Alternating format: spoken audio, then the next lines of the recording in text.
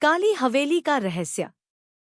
छोटे से गांव मिर्जापुर के किनारे एक पुरानी और सुनसान हवेली थी, जिसे लोग काली हवेली कहते थे।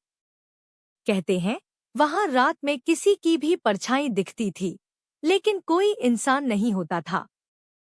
गांव वाले बताते थे कि उस हवेली में 50 साल पहले एक अमीर जमींदार का परिवार रहता था। लेकिन एक रात पूरी हवेली आग की लपटों में घिर गई और सभी परिवार वाले रहस्यमय तरीके से मारे गए। तब से उस हवेली में जाने की हिम्मत कोई नहीं करता था।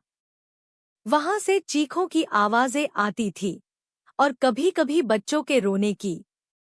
दोस्तों की चुनौती। राहुल, एक शहर का लड़का, गांव में अपनी छुट्टियां बिताने आया था। उसे भूत प्रेत की कहानियों पर विश्वास नहीं था। गांव के लड़कों ने उसे चुनौती दी कि अगर वह एक रात उस हवेली में बिताएगा तो वे उसे 10,000 रुपए देंगे। राहुल ने यह चुनौती स्वीकार कर ली।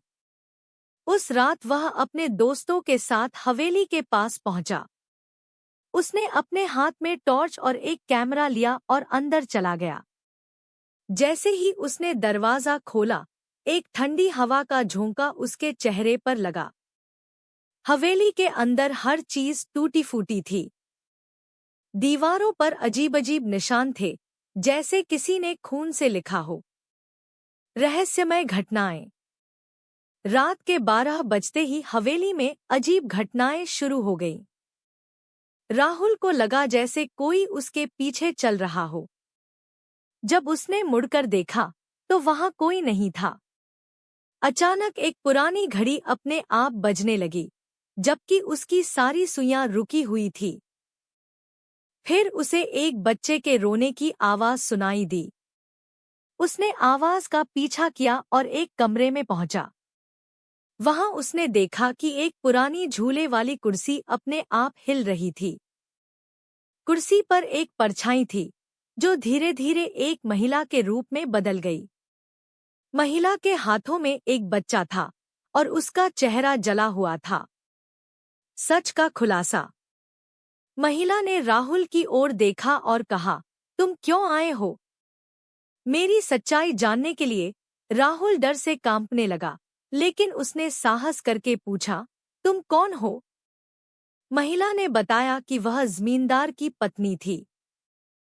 जमींदार ने पैसों की लालच में अपने ही परिवार को जिंदा जला दिया था।